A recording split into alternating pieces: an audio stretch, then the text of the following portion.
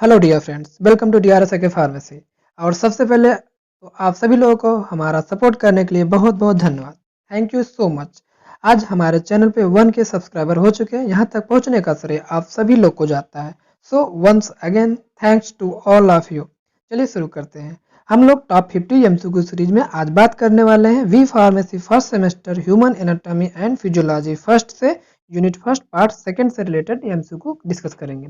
इसमें जो आज का हमारा कंटेंट है, हम लोग पिछले वीडियो में पार्ट 1 में कवर किए थे। इंट्रोडक्शन टू ह्यूमन बॉडी हो चुका है, आप लोग वहां जाके प्लेलिस्ट में देख लीजिएगा, या मैं आई बटन में दे दूंगा, वहां से जाइएगा देख लीजिएगा। तो आज हम बात करने वाले हैं सेलुलर लेवल ऑफ ऑर्गेनाइजेशन। इसमें जो हमारा एमसीक्यू का टॉपिक है, structural and function of cell से related, transport across cell membrane से रिलेटेड, सेल साइज से रिलेटेड एंड सेल जंक्शन। और हमारा एमसीक्यू टॉपिक है cell communication, intracellular signalling pathway. इन सब से रिलेटेड एमसीक्यू इस वीडियो में डिस्कस करेंगे। और हम अपने पार्ट थर्ड में यूनिट फर्स्ट का जो लास्ट वीडियो होगा उससे हम tissue level of organisation discuss करेंगे। ओके, तो चलिए शुरू करते हैं। आप लोग भी अपना अपना आंसर नोट करने के लिए तैयार रहिए। तो चलिए बेस्ट ऑफ लक। पहला क्वेश्चन है, कह रहा which of the following is basic structural and functional unit of all organism. तो चलिए ऑप्शन पढ़ते हैं। पहला कह रहा सेल है, बी टिश्यू, सी ऑर्गन, डी है ऑर्गन सिस्टम। तो आप लोग राइट आंसर बताइए। जो हमारे बॉडी का एक ऑर्गेनिज्म का स्ट्रक्चरल एंड फंक्शनल यूनिट क्या होता है? सेल होती है। बिल्कुल सही। क्वेश्चन नंबर 1 का राइट आंसर ए होगा। नेक्स्ट क्वेश्चन नंबर 2, कह रहा which of the following is functions of cell. हमारे सेल्स के क्या फंक्शंस है? आप लोग ऑप्शन पढ़िए। पहला कह रहा movement of substance across cell membrane, B है cell division to produce new new cells, protein synthesis. इस सब का क्या क्या राइट आंसर होगा? तो सारी बातें जो सेल्स के लिए सब सही है। क्वेश्चन नंबर सेकंड का राइट आंसर हो जाएगा हमारा D, all of these. Okay, note कर लीजिए। नेक्स्ट है क्वेश्चन नंबर थर्ड, कह रहा cells are divided into how many types. Cells को हम कितने टाइप्स में डिवाइड करते हैं? तो ऑप्शन है 2, 3, 4, 5। याद करिए कितने टाइप्स में डिवाइड करते हैं। तो इसका राइट आंसर होगा 2 टाइप्स। याद है कौन कौन से? Prokaryote and eukaryote. चलिए देख लेते हैं इसके बारे में। ये देखिए डिफरेंस बिटवीन प्रोकैरियोट यूकैरियोट, आप लोग देखिए रिवीजन कर लीजिए। डिफिनेशन क्या होता है? Prokaryote any unicellular organism that does not contain a membrane bound nucleus. जिसके अंदर मेम्ब्रेन बाउंड न्यूक्लियस नहीं होते हैं या ऑर्गेनेल्स नहीं होते हैं, वो प्रोकैरियोट कहलाते हैं। यूकैरियोट क्या होते हैं? Any cells that contain a clearly defined nucleus, जिसके अंदर क्लियर न्यूक्लियस दिख रहा हो एंड मेम्ब्रेन बाउंड ऑर्गेनेल्स भी पाया जाए, वो यूकैरियोट्स होते हैं। एग्जाम्पल की बात की जाए, जो प्रोकैरियोट्स होते हैं उसके अंदर बैक्टीरिया और आर्की बैक्टीरिया, जिसे आर्किया कहते हैं। ओके, यूकैरियोट की बात किया जाए एग्जाम्पल के, प्रोटिस्ट हो जाते हैं हमारे, फंजाई आ जाते हैं, प्लांटी और एनिमिलिया आ जाते हैं। न्यूक्लियस की बात करें तो जो प्रोकैरियोट होते हैं वो नो मेम्ब्रेन बाउंड न्यूक्लियस होता है, इसलिए इसे न्यूक्लियोइड बोलते हैं। जो यूकैरियोट होते हैं उसके मेम्ब्रेन बाउंड न्यूक्लियस पाया जाता है। ओके, सेल साइज की बात करें, प्रोकैरियोट का सेल स्मॉल होता है, यूकैरियोट का लार्ज होता है। डीएनए की बात करें, प्रोकैरियोट सर्कुलर होता है, यूकैरियोट लीनियर स्टोन प्रोटीन के साथ पाया जाता है। राइबोसोम की बात करें, प्रोकैरियोट में स्मॉल होते हैं, यूकैरियोट में लार्ज होते हैं। अगर ग्रोथ रेट की बात करें तो प्रोकैरियोट फास्टर रेट से ग्रो करता है, यूकैरियोट स्लोअर रेट से ग्रो करते हैं। अगर ऑर्गेनेल की बात करें, प्रोकैरियोट में ऑर्गेनेल एब्सेंट होते हैं, यूकैरियोट में पाए जाते हैं। Cell division prokaryote binary fusion करके करते हैं, यूकैरियोट माइटोसिस मियोसिस करके करते हैं। ओके, चलिए next question number 4, which cell organelles is present in both prokaryote and eukaryote. तो कौन सा सेल ऑर्गेनल है जो यूकैरियोट और प्रोकैरियोट दोनों में पाया जाता हो? ऑप्शन पढ़िए और टिक करिए। पहला माइटोकॉन्ड्रिया, बी है एंडोप्लाज्मिक रेटिकुलम, सी है न्यूक्लियस, डी है राइबोसोम्स। अब आप लोग क्या ऑप्शन चूज करिए, राइट आंसर जल्दी से बताइए। क्वेश्चन फोर्थ का राइट आंसर हो जाएगा, नोट करिए, डी, राइबोसोम। ओके, नेक्स्ट चलते हैं क्वेश्चन नंबर 5, कह रहा which of the following is a prokaryote. इनमें से कौन सा प्रोकैरियोट है? ऑप्शन पढ़िए। पहला है बैक्टीरिया, बी है अमीबा, सी है क्लेमाइडोमोनास, डी है एस्पायरोगायरा। तो आप लोग बताइए जल्दी से प्रोकैरियोट्स कौन होते हैं? इसका राइट आंसर लिख लीजिए। इसका राइट आंसर बैक्टीरिया, बिल्कुल सही। बैक्टीरिया ही हमारे प्रोकैरियोट्स होते हैं। 5 का ए हो जाएगा। नेक्स्ट यहाँ पर एक्सप्लेनेशन देख लीजिए। ये बैक्टीरिया का स्ट्रक्चर है। ये देखिए इसके जो अंदर साइटोप्लाज्म होते हैं, ये बाहर जो है बड़े बड़े हैं, इसे फ्लैजेला कहते हैं। इसके प्लाज्मा मेम्ब्रेन है, ये सेल वॉल की लेयर है, ये कैप्सूल्स होते हैं हमारे। और बैक्टीरिया के अंदर ये प्लाज्मिड्स होते हैं। क्रोमोसोमल डीएनए पाया जाता है, राइबोसोम्स पाए जाते हैं। ये जो बगल बगल जो छोटे स्ट्रक्चर निकले इसे फिमरे बोलते हैं। ओके, चलिए नेक्स्ट चलते हैं। Question number 6, the prokaryotic cells are characterised by. हम प्रोकैरियोटिक सेल्स को कैसे कैरेक्टराइज करते हैं, कैसे पहचानते हैं? ऑप्शन पढ़िए। पहला करा प्रेजेंस ऑफ डिस्टिंक्ट क्रोमोसोम की वजह से, बी है एब्सेंस ऑफ क्रोमेटिन मटेरियल की अनुपस्थिति में पहचानते हैं, या एब्सेंस ऑफ न्यूक्लियर मेम्ब्रेन नहीं होगा। डी करा presence of distinct nuclear membrane, ये हो मतलब इसमें से आपको क्या बात सही लग रही है, आपको ऑप्शन बताना है किसके लिए, प्रोकैरियोटिक सेल्स के लिए। तो जल्दी से आंसर सबमिट करिए। इसके लिए जो प्रोकैरियोटिक सेल्स होती हैं उसमें हमारा जो न्यूक्लियर मेम्ब्रेन होता है वो एब्सेंट होता है, तो हमारी ये बात सही है। क्वेश्चन नंबर 6 का सी वाला हो जाएगा। चलिए नेक्स्ट क्वेश्चन नंबर 7 कह रहा है the protoplasm found inside the nucleus is known as, जो न्यूक्लियस के अंदर जो प्रोटोप्लाज्म होता है उसे किस नाम से जाना जाता है, आप लोग को राइट आंसर बताना है। पहला करा एमाइलोप्लास्ट, बी करा न्यूक्लियोप्लाज्म, सी करा साइटोप्लाज्म, डी करा एलायोप्लास्ट। इसका जो राइट आंसर होगा आप लोग जल्दी से सबमिट करिए, क्या होगा, 7 का बी हो जाएगा, न्यूक्लियोप्लाज्म कहते हैं। ओके, 7 का बी। यहाँ पर देख लीजिए ये स्ट्रक्चर ऑफ न्यूक्लियस है, न्यूक्लियस के अंदर देखिए यहाँ पर जो ये जो दिख रहा है ये क्या हमारा न्यूक्लियोप्लाज्म बोलते हैं, और न्यूक्लियस के अंदर ये हमारा जो स्ट्रक्चर दिख रहा है ये न्यूक्लियोलस है, और इसी हमारे न्यूक्लियस में क्या रखे होते हैं, क्रोमेटिन्स रखे होते हैं। ओके ओके, इसे स्ट्रक्चर देख लीजिए। चलिए नेक्स्ट चलते हैं क्वेश्चन नंबर 8। कह रहा organism which lack mitosis division and use binary fusion method और सेल डिवीजन नोन एज, इसे कौन सा ऑर्गेनिज्म या कौन से टाइप का सेल्स कहेंगे। चलो ऑप्शन देखते हैं। पहला कह रहा प्रोकैरियोट, बी कह रहा यूकैरियोट, सी कह रहा ईस्ट, डी है फंजाई। आप लोग राइट आंसर क्या हो जाएगा, क्वेश्चन पढ़िए आंसर सबमिट करिए। तो इसका राइट आंसर हो जाएगा हमारा ए, प्रोकैरियोट। क्वेश्चन नंबर 8 का राइट आंसर ए, प्रोकैरियोट हो जाएगा। ओके, नेक्स्ट क्वेश्चन नंबर 9 कह रहा द लार्जेस्ट सब unit of prokaryotic ribosomes is, जो हमारे प्रोकैरियोटिक राइबोसोम्स होते हैं आप लोग भी पीछे क्लासिफिकेशन में पढ़ के आए थे, उसमें से जो लार्जेस्ट यूनिट होता था वो क्या होता था, अगर याद होगा आप लोग जल्दी से बताइए। 9 का राइट आंसर क्या हो जाएगा उसका, डी वाला बिल्कुल सही, 50s हो जाएगा। ओके, क्योंकि उसके दो सब यूनिट 50 + 30 होता है, तो उसमें जो 50s है लार्जेस्ट होता है, 30 स्मॉलेस्ट होता है। ओके, इसमें लार्जेस्ट पूछा है तो हम 50s लगाएंगे, 9 का डी हो जाएगा। नेक्स्ट क्वेश्चन नंबर 10 कह रहा in eubacteria a cellular component which resembles a eukaryotic cell, in eubacteria के केस में कौन सा सेलुलर कंपोनेंट होता है जो यूकैरियोटिक्स के जैसा दिखता है।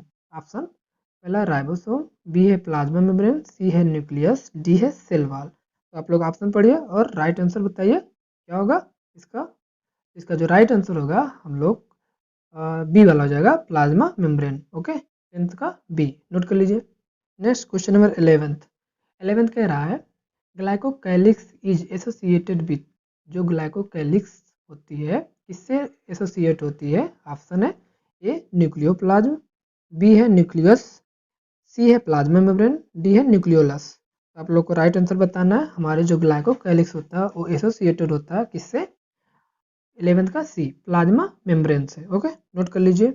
नेक्स्ट है यहाँ पर एक्सप्लेनेशन देख लीजिए जरा। ग्लाइकोकैलिक्स या जिसे पेरी सेलुलर मैट्रिक्स कहते हैं is a carbohydrate enrich coating होता है ग्लाइकोप्रोटीन की and a glycolipid that cover this cell membrane को ग्लाइकोलिपिड कवर किए रहती है epithelial cells and other cells के पास।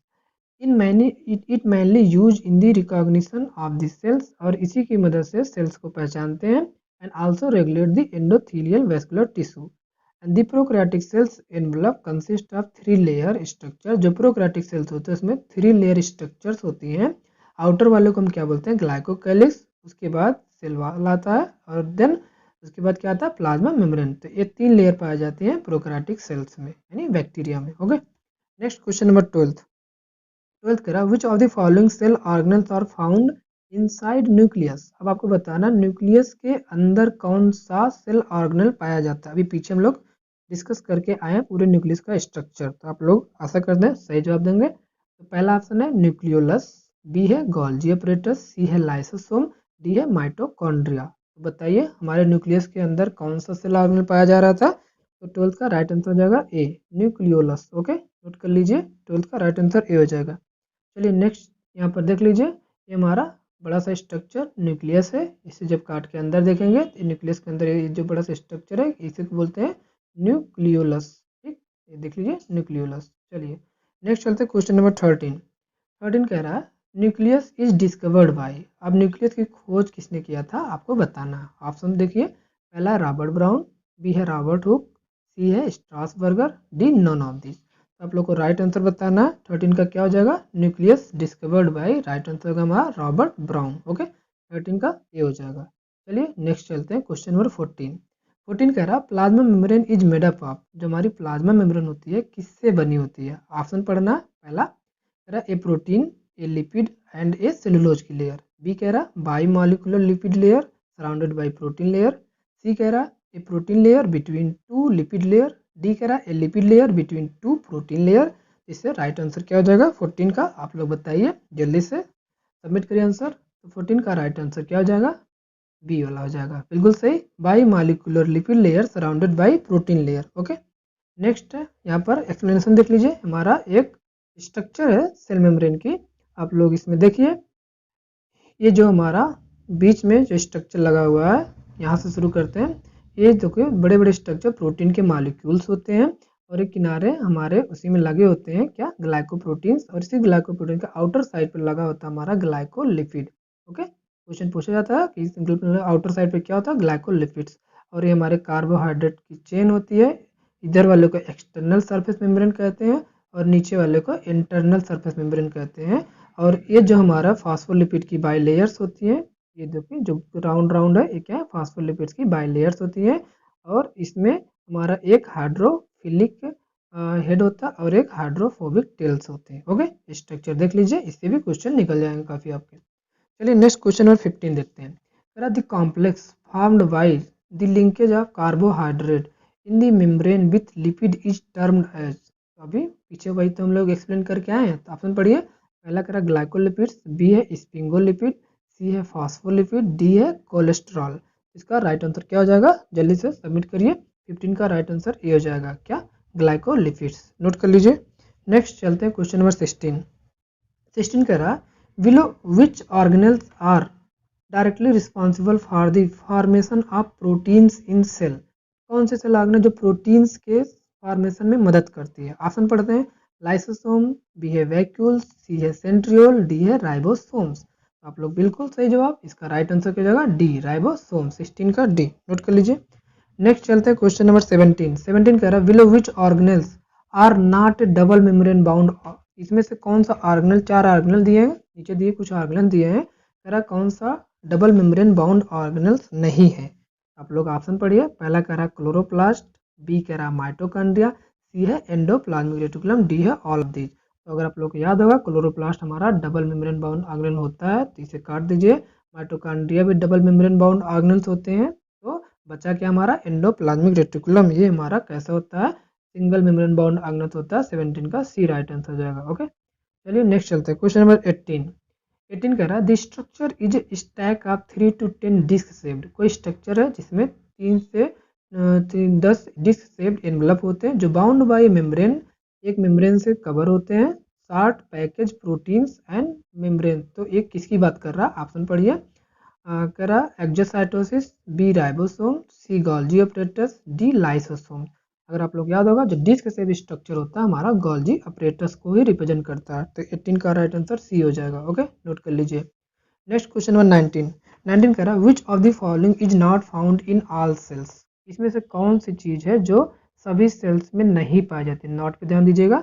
ऑप्शन पढ़ते हैं, cytoplasm, B cell membrane, D vacuoles, C vacuoles, D है जेनेटिक मटेरियल्स। आप लोग को क्या लगता है इसका राइट आंसर, जो हमारा साइटोप्लाज्म होता है ये तो पाया जाता है, सेल मेम्ब्रेन भी पाया जाता है सेल में, और जेनेटिक मटेरियल होता है, लेकिन वैक्यूल्स जो होते हैं हमारे प्लांट्स में पाए जाते हैं ओनली। ओके, एनिमल सेल्स में नहीं पाए जाते, तो नहीं पूछा भी है, ये राइट आंसर हो जाएगा 19 का सी। ओके, चलिए नेक्स्ट चलते हैं क्वेश्चन नंबर 20। 20 कह रहा द थिन, पतली सी flexible barrier around cell is called. Cell के चारों तरफ एक पतली सी फ्लेक्सिबल बैरियर होती है, इसे क्या कहते हैं। ऑप्शन पढ़ते हैं, पहला कह रहा सेल वॉल, बी कह रहा न्यूक्लियर एनवलप, सी कह रहा प्लाज्मा मेम्ब्रेन, डी कह रहा साइटोप्लाज्म। तो आप लोग जल्दी से अपना आंसर सबमिट करिए, क्या हो जाएगा 20 का राइट आंसर सी हो जाएगा, plasma membrane. Okay, next question number 21। कह रहा the main functions of cell wall is. हमारे सेल वॉल का मेन फंक्शंस क्या होता है। पहला कह रहा support and protect cell, B store DNA, C help the cell move, D direct the activities of cells. इसका राइट आंसर क्या हो जाएगा 21 का, हमारा ए वाला हो जाएगा, support and protect cell, support करती है और हमारे सेल को प्रोटेक्ट करती है। 21 का राइट आंसर ए। चलिए नेक्स्ट चलते हैं क्वेश्चन नंबर 22 कह रहा है diagram below show the cell organisation in multicellular organism. Multicellular organism में एक डायग्राम दिखाया गया है यहाँ पर उनके ऑर्गेनाइजेशन का। तो कुछ पूछ रहा है which part of the item can be represented by P, इनमें से बीच में पी, इससे यहाँ पे आपको बताना है यहाँ पर क्या आ सकता है। तो आप लोगों को पता होगा सेल्स मिलके हमारे टिश्यू मिलते हैं, टिश्यू मिलके क्या बनते हैं, ऑर्गन्स बनते हैं, यानी यहाँ पर क्या रहना चाहिए, हमारा ऑर्गन्स रहना चाहिए, क्या ऑर्गन।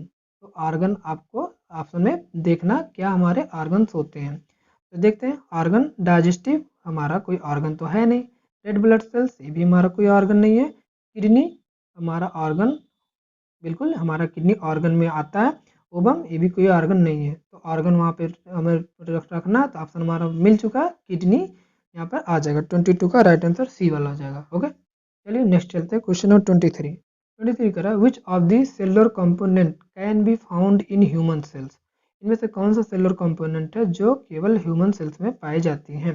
ऑप्शन पढ़ते हैं, माइटोकॉन्ड्रिया, सेंट्रियोल, न्यूक्लियस, साइटोप्लाज्म। तो क्या हो जाएगा राइट आंसर इसका, जो केवल ओनली लिखा है, ओके ह्यूमन सेल्स में। तो सेंट्रियोल्स जो होते हैं वही अकेले ऐसे सेल्स है इसमें से जो ह्यूमंस के अंदर पाई जाती है, ह्यूमन सेल्स के। 23 का राइट आंसर बी वाला हो जाएगा। नेक्स्ट क्वेश्चन नंबर 24 पढ़िए, कह रहा which of the following is power house of cell, यानी सेल का ऊर्जा ग्रह कौन है, that break down food into energy that cell need, यानी सेल को जब एनर्जी की ज़रूरत होती है तब वो एनर्जी प्रोवाइड करता है। तो कौन होता है हमारा, ऑप्शन पढ़िए, वैक्यूल्स, बी है एंडोप्लाज्मिक रेटिकुलम, सी माइटोकॉन्ड्रिया, डी क्लोरोप्लास्ट। तो 24 का राइट आंसर क्या हो जाएगा, जल्दी से सबमिट करिए, सी हो जाएगा माइटोकॉन्ड्रिया। चलिए नेक्स्ट चलते हैं क्वेश्चन नंबर 25 पढ़िए, करा इन दी प्लाज्मा मेम्ब्रेन एक कार्बोहाइड्रेट्स, प्लाज्मा मेम्ब्रेन में कार्बोहाइड्रेट्स क्या कैसे क्या रहता है, आप लोग ऑप्शन अकॉर्डिंग चूज करना है। पढ़ते हैं, करा always faces outward toward extracellular space, B करा directed to all sides in the membrane randomly, C करा always faces to lumen of the cell, and D करा always faces inward to non polar portion of membrane. तो carbohydrate का position बताना है plasma membrane में। तो 25 का right answer क्या हो जाएगा, जल्दी से बताइए किस जगह पे होता है। तो इसका जो कार्बोहाइड्रेट का पोजीशन होता है always faces outward and toward extracellular space, outer side पे होता है। 25 का ए हो जाएगा। ओके नोट कर लीजिए, यहाँ पर एक्सप्लेनेशन देख लीजिए किसके बारे में पूछा था, कार्बोहाइड्रेट। तो कार्बोहाइड्रेट कहाँ पे हमारा, आउटर साइड पे देखो लगा हुआ। ओके याद कर लीजिए। नेक्स्ट चलते क्वेश्चन 26 कह रहा the major interaction responsible for stabilising plasma membrane. तो किस टाइप का इंटरेक्शन होता है जो प्लाज्मा मेम्ब्रेन के स्टेबलाइजेशन को रिस्पॉन्सिबल होता है। ऑप्शन पढ़िए, hydrophobic interaction, hydrophilic interaction, covalent bond, D a ionic bond. इसका राइट आंसर क्या हो जाएगा हमारा A, hydrophobic interaction. Okay note कर लीजिए। नेक्स्ट क्वेश्चन 27 करा the intercellular connections between the plasma membrane of adjacent cells of animal tissue called, यानी जब दो सेल्स के बीच में जो इंट्रासेलुलर कनेक्शंस बनते हैं उसे हम किस नाम से जानते हैं। ऑप्शन पढ़ते हैं, पहला करा सेल डिवीजन, बी करा सेल साइकिल, सी करा सेल जंक्शंस, एंड डी करा नन ऑफ दीज। तो आप लोग को राइट आंसर बताना उसे क्या कहते हैं, सेल जंक्शंस। जो हमारे सेल्स के बीच में कनेक्शन का काम करते हैं उन्हें क्या कहते हैं, सेल्स जंक्शन। 27 का राइट आंसर सी हो जाएगा, नोट कर लीजिए। नेक्स्ट क्वेश्चन नंबर 28 पढ़िए, which types of intercellular junction are present in cells. Cells में हमारे किस टाइप के इंटरसेलुलर जंक्शंस पाए जाते हैं, आप लोग को ऑप्शन पढ़ना है। पहला करा टाइट जंक्शन, बी करा एडहेरिंग जंक्शन, सी करा गैप जंक्शन, डी करा ऑल ऑफ दीज। इसका राइट आंसर क्या हो जाएगा, D all of these. Okay note कर लीजिए। जो हमारे टाइट जंक्शन होते हैं इसे हम ऑक्लूडिंग जंक्शंस के नाम से जानते हैं, टाइट जंक्शंस को, और गैप जंक्शन को हम लोग नेक्सस जंक्शंस के नाम से जानते हैं। ओके याद कर लीजिएगा। नेक्स्ट क्वेश्चन नंबर 29 कह रहा gap junctions are absent in, gap junction किस सेल्स में एब्सेंट होती हैं। ऑप्शन पढ़िए, पहला करा स्पर्म सेल में, बी करा रिप्रोडक्टिव सेल्स में, डी सी करा कार्डियक सेल्स में, डी करा ब्रेन सेल्स में। तो आप लोग को बताना है किस जगह पे गैप जंक्शन नहीं पाया जाएगा। तो आप लोग को याद होगा इसमें से जो मोटाइल सेल्स होती हैं वहाँ पे गैप जंक्शंस नहीं पाए जाते हैं। तो इसका राइट आंसर 29 का ए हो जाएगा, स्पर्म सेल। ओके, यहाँ पर एक्सप्लेनेशन देख लीजिए। Gap junctions are absent in all cells that are motile. जो सेल्स मोटाइल्स होती हैं उसमें गैप जंक्शंस एब्सेंट होता है। और gap junctions also absent in erythrocyte, और हमारे एरिथ्रोसाइट में भी गैप जंक्शन एब्सेंट होता है। These motile cells do not have a necessity और द पैसेज ऑफ मालिक्यूल और आयंस, क्योंकि इनमें जरूरत नहीं होती है किसी मालिक्यूल के पैसेज के लिए, इसलिए इरेथ्रोसाइट में भी गैप जंक्शन एब्सेंट होता है। ओके, नेक्स्ट क्वेश्चन नंबर 30 कह रहा, why is transport across cell membrane necessary.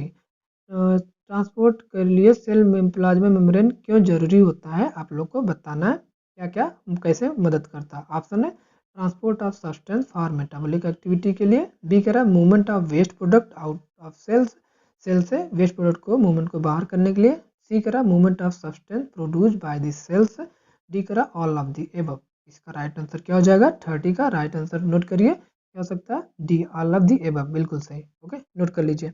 Next question number 31 करा, this substance are transported across cell membrane mainly by which type of transport. जो हमारे substance होते हैं जो सेल मेम्ब्रेन से ट्रांसपोर्ट किए जाते हैं वो किस टाइप के ट्रांसपोर्ट से होते हैं, किस किस टाइप के, आप लोगों को ऑप्शन बताना है। पहला करा एक्टिव ट्रांसपोर्ट, बी करा पैसिव ट्रांसपोर्ट, या बोथ ए एंड बी, या डी नन ऑफ दीज। तो आप लोग याद होगा हमारे जो सेल मेम्ब्रेन में ट्रांसपोर्ट होता है वो दोनों टाइप से होता है, एक्टिव से भी होता है और पैसिव से भी होता है। ओके, 31 का राइट आंसर सी हो जाएगा, both A and B. Note करिए, यहाँ पर देख लीजिए जो हमारे एक्टिव ट्रांसपोर्ट होते हैं दो टाइप्स होते हैं, एक प्राइमरी और सेकेंडरी। प्राइमरी में जो हमारे होते हैं पंप मेडिएटेड होते हैं, जो सेकेंडरी होते हैं हमारे कैरियर मेडिएटेड होते हैं। पैसिव ट्रांसपोर्ट की बात करें, एक होता है सिंपल डिफ्यूजन और एक होता है फैसिलेटेड डिफ्यूजन, ये दोनों याद रखिएगा। नेक्स्ट क्वेश्चन नंबर 32 करा, which of the following method does not require any carrier or channel for transport of substance. कौन सा मेथड इसमें से है जिसमें किसी प्रकार के कैरियर की जरूरत नहीं पड़ती है किसी सब्सटेंस के मूवमेंट के लिए, उसे कौन सा ट्रांसपोर्ट या कौन सा डिफ्यूजन बोलते हैं, आप लोग को राइट आंसर बताना। ऑप्शन पढ़ते हैं। पहला करा सेकेंडरी एक्टिव ट्रांसपोर्ट, बी करा फैसिलेटेड डिफ्यूजन, सी करा प्राइमरी एक्टिव ट्रांसपोर्ट, डी करा सिंपल डिफ्यूजन। तो आप लोग अगर याद होगा सिंपल डिफ्यूजन में ही किसी प्रकार के कैरियर ट्रांसपोर्ट, किसी प्रकार के कैरियर चैनल की जरूरत नहीं पड़ती है। 32 का राइट आंसर डी हो जाएगा, सिंपल डिफ्यूजन। नोट कर लीजिए। नेक्स्ट यहाँ पर देख लीजिए एक्सप्लेनेशन, जो हमारे सिंपल डिफ्यूजन होते हैं ये वाले, इसमें किसी प्रकार का, यहाँ पर देखिए किसी प्रकार के कैरियर प्रोटीन की जरूरत नहीं पड़ रही है। ओके, नेक्स्ट चलते हैं क्वेश्चन नंबर 33 करा, match the column first with column second. यहाँ पर simple diffusion, secondary active transport, primary active transport, facilitated diffusion दिए हुए हैं, आप लोग को ऑप्शन पहचानना। जो हमारा सिंपल डिफ्यूजन होता है किससे रिलेटेड है, movement without and membrane protein, यानी बिना किसी मेम्ब्रेन प्रोटीन के कौन सी मूवमेंट डिफ्यूजन होता है, सिंपल डिफ्यूजन। तो पहले का ये वाले का चौथा हो जाएगा, यहाँ भी चौथा मिल रहा है, इसमें फोर्थ नहीं मिल रहा है, इसे काट दीजिए, ये भी मिल रहा है, ये भी मिल रहा है। आगे चलते हैं। Secondary active transport, secondary active transport क्या होते हैं, इसमें से राइट आंसर इसका क्या होगा, बी का थर्ड हो जाएगा। Okay, store energy from ionic gradient. Okay, देखते हैं बी का थर्ड इसमें मिल गया, फर्स्ट वाले में, सी वाले में नहीं, इसे काट दीजिए, इसमें भी मिल रहा, अभी दोनों में कोई भी हो सकता है। आगे चलते हैं। प्राइमरी एक्टिव ट्रांसपोर्ट जो होते हैं energy from hydrolysis of ATP से रिलेटेड है, तो सी का सेकंड हो जाएगा, इसमें मिल गया, इसमें नहीं मिला, तो हमारा ये ऑप्शन कट गया। कौन सा राइट आंसर, ए वाला हो जाएगा। जो फैसिलेटेड डिफ्यूजन होगा हमारा पहले से मैच हो जाएगा, movement of charge substance. Okay, तो 33 का राइट आंसर ए वाला हो गया। नेक्स्ट क्वेश्चन नंबर 34 पढ़ते हैं। विच types of movement occurs when sodium potassium pump is used. किस टाइप का मूवमेंट सोडियम पोटेशियम पंप की वजह से किस तरीके का मूवमेंट होता है, आप लोग को ऑप्शन पढ़ के बताना। पहला करा sodium ion move out of the cells and potassium move in, B करा potassium ion move out of the cell, sodium ion move in, C करा both sodium and potassium ion move inside cell, D करा both sodium and potassium move out of the cell. अगर आप लोग याद होगा sodium potassium pump में क्या होता है, sodium ion move out, cell से बाहर जाती है, पोटेशियम सेल के अंदर आती है। तो 34 का राइट आंसर हमारा ए वाला हो जाएगा, नोट कर लीजिए। नेक्स्ट है क्वेश्चन नंबर 35 करा, which method facilitate the movement of water molecule. इनमें से कौन सा मूवमेंट है, मेथड है जो हमारे वाटर मॉलिक्यूल के मूवमेंट में मदद करता है। उसे कौन सा मेथड बोलते हैं? ऑप्शन पढ़ते हैं। पहला कह रहा सिंपल डिफ्यूजन, बी कह रहा फैसिलिटेड डिफ्यूजन, सी कह रहा ऑस्मोसिस, डी कह रहे हैं प्राइमरी एक्टिव ट्रांसपोर्ट। तो आप लोग को बताना है वाटर मॉलिक्यूल के मूवमेंट के लिए हम लोग क्या कहते हैं? ऑस्मोसिस कहते हैं। 35 का राइट आंसर सी वाला हो जाएगा। ओके, नेक्स्ट क्वेश्चन में 36 पढ़िए। कह रहा diffusion is the movement of particles from. Diffusion में जो पार्टिकल्स का मूवमेंट होता है किस तरीके से होता है? ओके, ऑप्शन पढ़ते हैं। A, an area of low concentration to an area of high concentration. B, an area of high concentration to an area of low concentration. C कह रहा both A and B, D कह रहा none of this. अगर आप लोग को याद होगा जो डिफ्यूजन होता है हमारा an area of high concentration to lower concentration की ही तरफ होता है। 36 का बी वाला हो जाएगा। Next question number 37, which of the following statement is not true. इनमें से कोई स्टेटमेंट दिए हैं चार, बता रहे हैं कौन सा सही नहीं है। तो आप लोग को गलत वाला ऑप्शन चूज करना है। चलिए, तो पहला ऑप्शन है chemical change lead to change in shape of pump. B है symporters are the one which move substance in different direction. C है vitamin K is transported through simple diffusion. D है in passive transport this substance move down its concentration gradient. तो इसका right answer इसमें से not true पूछा है। तो आप लोग अगर पहला वाला तो ये हमारा सही है, vitamin K is transported through the simple diffusion, ये भी सही है। सी, डी वाला इन passive transport this substance move down its concentration gradient, ये भी सही है। ओके, और जिसका जो गलत बात है symporters are the one which move substance in different directions. Symporter में अगर आप लोग को याद होगा जो सब्सटेंस हमारे सेम डायरेक्शन में मूव करते हैं, यहाँ तो डिफरेंट लिखा है, यही गलत हो जाएगा। ओके, 37 का राइट आंसर हमारा मिल चुका है, बी वाला हो जाएगा।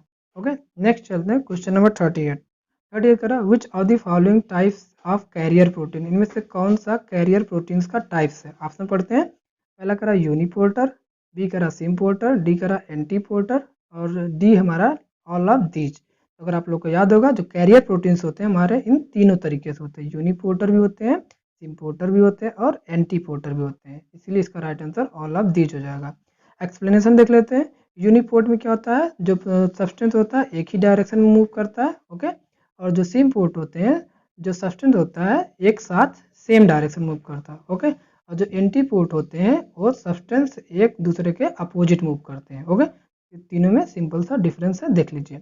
नेक्स्ट क्वेश्चन नंबर 39 करो विच of the following is type of endocytosis. इनमें से कौन सा एंडोसाइटोसिस का टाइप्स है? आप लोग ऑप्शन पढ़िए और राइट आंसर निकालिए। पहला पिनोसाइटोसिस, बी है फैगोसाइटोसिस, डी है रिसेप्टर मेडिएटेड एंडोसाइटोसिस और डी हमारा ऑल ऑफ दिस मेंशन, जिसमें से सब। तो आप लोग राइट आंसर बताइए क्या हो जाएगा। इसके एंडोसाइटोसिस के कौन कौन से टाइप्स होते हैं? सारे एंडोसाइटोसिस के ही टाइप्स, इसलिए इसका राइट आंसर डी हो जाएगा, all of the mention. Okay, next question 40 कह रहा which portions of this cell is responsible for disposal of waste maintaining its shape and integrity. तो कौन सा पोर्शन होता है जो हमारे सेल्स का जो किसी वेस्ट को डिस्पोजल करता है, उसको मतलब नष्ट करता है, हटाता है। तो ऑप्शन पढ़िए। पहला है ऑर्गेनेल्स, बी है एंजाइम्स, सी है प्लाज्मा मेम्ब्रेन, डी है फैगोसाइटोसिस। इसका जो राइट आंसर हो जाएगा क्या होगा? 40 का डी हो जाएगा, फैगोसाइटोसिस। ओके, 40 का डी नोट कर लीजिए। नेक्स्ट हमारा question number 41, which phenomena is called cell drinking. इनमें से चार फिनोमिना है जिसमें से बताना है कौन सी सेल ड्रिंकिंग का है। तो पहला ऑप्शन है पिनोसाइटोसिस, बी है एक्जोसाइटोसिस, डी है एंडोसाइटोसिस, सॉरी सी है एंडोसाइटोसिस, डी है फैगोसाइटोसिस। तो सेल ड्रिंकिंग हम किसे कहते हैं? 41 का राइट आंसर क्या होगा? सेल ड्रिंकिंग हम पिनोसाइटोसिस को बोलते हैं, 41 का ए हो जाएगा। नेक्स्ट क्वेश्चन नंबर 42 करा the process in which cell uptake extracellular material bound to cell surface receptor is known as. तो आप लोग ऑप्शन पढ़िए। पहला करा फैगोसाइटोसिस, बी करा पिनोसाइटोसिस, सी करा रिसेप्टर मेडिएटेड एंडोसाइटोसिस, डी करा बल्क फेज एंडोसाइटोसिस। तो 42 का राइट आंसर क्या हो जाएगा? सी वाला नोट कर लीजिए, रिसेप्टर मेडिएटेड एंडोसाइटोसिस, क्योंकि बात यहाँ पर रिसेप्टर्स की हो गई, इसलिए 42 का राइट आंसर सी वाला हो जाएगा, नोट कर लीजिए। नेक्स्ट है क्वेश्चन नंबर 43 करा the biological process of transferring information from one cell to another cell is term as. उस प्रोसेस को क्या कहते हैं जिसमें इंफॉर्मेशन एक सेल से दूसरे सेल्स के पास जाती है? बताइए, ऑप्शन पढ़िए। पहला करा सेल डिवीजन, बी करा सेल साइकिल, सी करा सेल सिग्नलिंग, डी करा नॉन ऑफ दिस। इसमें से 43 का राइट आंसर क्या हो जाएगा? सी, सेल सिग्नलिंग कहते हैं। 43 का सी नोट कर लीजिए। नेक्स्ट है क्वेश्चन नंबर 44। 44 कह रहा सेल सिग्नलिंग किस टाइप से होता है? पहला कह रहा इंटरसेलुलर होता है, इंट्रासेलुलर होता है, या बोथ ए एंड बी, या इनमें से कोई नहीं। याद होगा सेल सिग्नलिंग हमारा इंटरसेलुलर और इंट्रासेलुलर दोनों टाइप्स का होता है, इसलिए 44 का राइट आंसर क्या होगा? सी वाला। ओके, नोट कर लीजिए। नेक्स्ट है क्वेश्चन नंबर 45। 45 करा which of the followings are basic category of chemical signaling found in multicellular organism. तो कौन सा बेसिक कैटेगरी होते हैं? आप लोग ऑप्शन पढ़िए। पहला करा पैराक्राइन सिग्नलिंग, बी है ऑटोक्राइन सिग्नलिंग, सी है एंडोक्राइन सिग्नलिंग, डी है ऑल ऑफ द एबव। तो अगर याद आया इसका, ये सारे हमारे इस केमिकल सिग्नलिंग के एग्जांपल्स है। ओके, 45 का राइट आंसर हो जाएगा D all of the above. Note कर लीजिए। नेक्स्ट है क्वेश्चन 46। 46 करा cell cycle is divided into which types. जो हमारी सेल साइकिल होती है उसको कितने टाइप में डिवाइड करते हैं? तो ऑप्शन पढ़िए। पहला करा इंटरफेज, बी कह रहा एम फेज, सी कह रहा both A and B, D कह रहा नॉन ऑफ दिस। अगर आप लोग याद आएगा तो सेल साइकिल्स हमारा इंटरफेज और एम फेज दो टाइप्स में डिवाइड होती हैं। ओके, इसलिए 46 का राइट आंसर क्या हो जाएगा? हमारा सी वाला, both A and B. Note कर लीजिए। नेक्स्ट कह रहा question number 47। Which is the correct sequence of mitosis. इसमें से माइटोसिस का करेक्ट सीक्वेंस क्या है? अगर आप लोग याद होगा तो माइटोसिस में 4 फेज होते हैं। कौन कौन से? पी मैट याद रखिए, प्रोफेज, मेटाफेज, एनाफेज और telophase. P MAT. Okay, P से प्रोफेज, मेटाफेज, एनाफेज और टीलोफेज, ये सीक्वेंस है हमारा। ये सीक्वेंस देखिए ऑप्शन में कहीं मिल रहा नहीं मिल रहा। इसमें से हमारा प्रोफेज, मेटाफेज, एनाफेज, टीलोफेज मिल गया। 47 का राइट आंसर सी वाला। नोट कर लीजिए। नेक्स्ट यहाँ पर एक्सप्लेनेशन देख लीजिए। सेल साइकिल जो होता है दो पार्ट में बांटा जाता है, एक इंटरफेज और एक यम फेज। इंटरफेज में हमारे G1 फेज आते हैं जिसे गैप 1 भी कहते हैं, यस फेज आता है जिसे सिंथेसिस फेज कहते हैं, और G2 फेज जिसे गैप 2 फेज कहते हैं। बात करें अगर यम फेज की, इसमें दो टाइप्स होते हैं, कैरियोकाइनेसिस जिसमें न्यूक्लियस का डिवीजन होता है, इसमें वही 4 टाइप्स होते हैं, प्रोफेज, मेटाफेज, एनाफेज और टीलोफेज। साइटोकाइनेसिस की बात करें तो इसमें साइटोप्लाज्मिक डिवीजन होता है। ओके, तो क्लासिफिकेशन देख लीजिएगा। नेक्स्ट चलते हैं क्वेश्चन 48। 48 कह रहा cell division occur by which method. Cell division किस मेथड से होता है? ऑप्शन पढ़िए। Mitosis, meiosis, both A and B, D none of this. इनमें से राइट आंसर क्या हो जाएगा? सेल डिवीजन हमारा माइटोसिस से भी होता है और मियोसिस दोनों तरीके से होता है, इसलिए राइट आंसर क्या हो जाएगा? 48 का सी वाला, both A and B. Okay, note कर लीजिए। Next question number 49। 49 कर रहा है this option given the correct sequence of event during the mitosis. यहाँ पर माइटोसिस का सीक्वेंस दिया गया है, आप लोग को करेक्ट सीक्वेंस ढूंढ के बताना है। तो चलिए आप लोग ऑप्शन ढूंढिए, इसका जो करेक्ट सीक्वेंस होगा हम ऑप्शन बताएंगे। आप लोग टाइम ले लीजिए, उसके बाद आंसर सबमिट करिए या वीडियो पॉज कर लीजिएगा। ओके, तो बताइए इसका राइट आंसर क्या हो जाएगा? बिल्कुल डी वाला। पहले कंडेंसेशन होता है, न्यूक्लियर मेम्ब्रेन डिसेंबली होता है, उसके बाद अरेंजमेंट एट इक्वेटर पे अरेंजमेंट हो जाते हैं, उसके बाद सेंट्रोमियर का डिवीजन होता है, फिर सेग्रीगेशन होता है, फिर टीलोफेज में आ जाता है। ओके, इसलिए 49 का राइट जो करेक्ट आंसर होगा डी वाला हो जाएगा। Okay, next question number 50। 50 कह रहा है based on chromosomal behaviour in prophase first of myiasis first is divided into how many types. तो अगर आप लोग याद होगा तो इसे कितने टाइप्स में डिवाइड करते हैं? कितने बताइए? 2, 3, 4, 5। तो जो हमारा मियासिस फर्स्ट में प्रोफेज फर्स्ट होता है वो 5 टाइप में डिवाइड होता है। आगे देख लीजिए, जो हमारा मियासिस होता है, मियासिस फर्स्ट, मियासिस सेकंड दो टाइप का होता है। इसमें जो प्रोफेज फर्स्ट होता है वो 5 टाइप होता है। कौन कौन सा? Leptotene, zygotene, pachytene, diplotene, diakinesis. Okay, next question number 41। 41 कह रहा है कि match the following with respect to meiosis. Meiosis के रिस्पेक्ट में इसे मैच करना है। पहला करा ऑप्शन पढ़िए। पहला करा जाइगोटीन। अब आपको बताना जाइगोटीन में क्या होता है। तो जाइगोटीन में क्या होता है? हमारा जाइगोटीन में साइनेप्सिस होता है। तो ए का चौथा हो जाएगा। ऑप्शन देखिए, चौथा मिला, इसमें मिल गया, इसमें मिल रहा, इसमें मिला, बी वाला ऑप्शन काट दीजिए। ओके, नेक्स्ट करा पैकेटीन। अब पैकेटीन में आपका क्या होता है? पैकेटीन में हमारा क्रॉसिंग ओवर होता है। ओके, बी का तीसरा हो जाएगा। बी का तीसरा देखिए इसमें मिल गया, बाकी सी वाला ऑप्शन काट दीजिए, इसमें नहीं मिल रहा, अभी डी वाले मिल रहा। नेक्स्ट है डिप्लोटीन। डिप्लोटीन में हमारा क्या होता है? डिप्लोटीन में यस माता बनता है। ओके, इसमें सी का सेकेंड वाला हो जाएगा। तो ए पे मिल रहा सेकेंड वाला, डी वाले ऑप्शन में नहीं मिल रहा, तो हमारा ऑप्शन मिल चुका ए वाला। और जो डायकाइनेसिस होता है इसी का टर्मिनलाइजेशन हो जाता है डी का पहला हो जाएगा, इसीलिए इसे 51 का राइट आंसर ए वाला हो जाएगा, नोट कर लीजिए। ओके, नेक्स्ट यहाँ पर एक्सप्लेनेशन देख लीजिए। मियोसिस वही 2 type, first second prophase. First में ट्रिक याद के लिए लता जरा पानी दे दो, लता से लेप्टोटीन हो जाएगा, जरा से जाइगोटीन हो जाएगा, पानी से पैकेटिन, दे से डिप्लोटीन, दो से डायकाइनेसिस। लेप्टोटीन में क्या होता है, कंपैक्शन ऑफ क्रोमोसोम होता है, जाइगोटीन में साइनोसिस हो जाता है, पैकेटिन में क्रॉसिंग ओवर हो जाता है, और डिप्लोटीन में माता का फॉर्मेशन होता है, और डायकाइनेसिस में टर्मिनलाइजेशन ऑफ माता। ओके, नेक्स्ट चलते हैं क्वेश्चन नंबर 52 करा the correct sequence of phase of cell cycle. Cell cycle के कौन सा करेक्ट सीक्वेंस है, आप लोग ऑप्शन देखिए और करेक्ट सीक्वेंस बताना। चलो देख लो जल्दी से ऑप्शन। इसका जो राइट आंसर होगा G1 पहले आता है, फिर S, फिर G2, फिर M फेज। ओके, तो मिल गया ऑप्शन ए वाला, 52 का ए, नोट कर लीजिए। नेक्स्ट है क्वेश्चन नंबर 53 कह रहा है during cell growth DNA synthesis takes place. Cell growth के दौरान डीएनए की सिंथेसिस किस जगह होती है, किस फेज में होती है, ऑप्शन पढ़िए। एस फेज, बी कह रहा G1 फेज, सी कह रहा G2 फेज, डी कह रहा M फेज। तो 53 का राइट आंसर क्या हो जाएगा, यस फेज, बिल्कुल सही। डीएनए की सिंथेसिस हमारा यस फेज में होता है, 53 का ए। ओके, नेक्स्ट है क्वेश्चन नंबर 54 करा chromosome number remain sames. Chromosome number किसमें सेम्स रह जाते हैं, पहला ऑप्शन पढ़िए।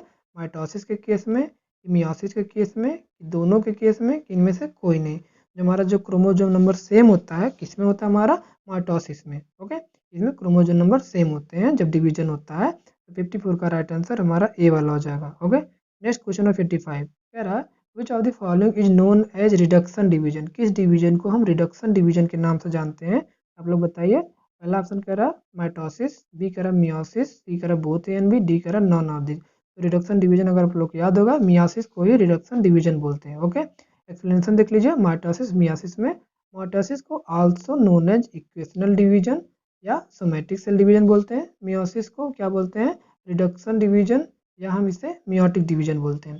माइटोसिस में क्रोमोजोम नंबर रिमेन सेम रह जाता है, मियोसिस में chromosome number reduce to half हो जाता है। अगर माइटोसिस की बात करें, टर्म गिवन बाई प्लांट के केस में डब्ल्यू फ्लेमिंग ने दिया था, एनिमल के केस में ई स्ट्रॉसबर्गर ने टर्म दिया था, meiosis term given by Farmer and Moore. हाँ, ओके, इस तरीके से हमारे टॉप 50 एमसीक्यू को कवर हो गए। आई होप आप लोग को वीडियो पसंद आया होगा। अगर पसंद आए तो लाइक, सब्सक्राइब, शेयर जरूर करिएगा। पीडीएफ के लिए आप हमारे टेलीग्राम चैनल को ज्वाइन करिएगा, वहाँ पर पीडीएफ अवेलेबल हो जाएगा। ओके, मिलते हैं बहुत जल्द नेक्स्ट वीडियो के साथ, तब तक आप लोग पढ़ाई कंटिन्यू रखिए। Okay, bye bye.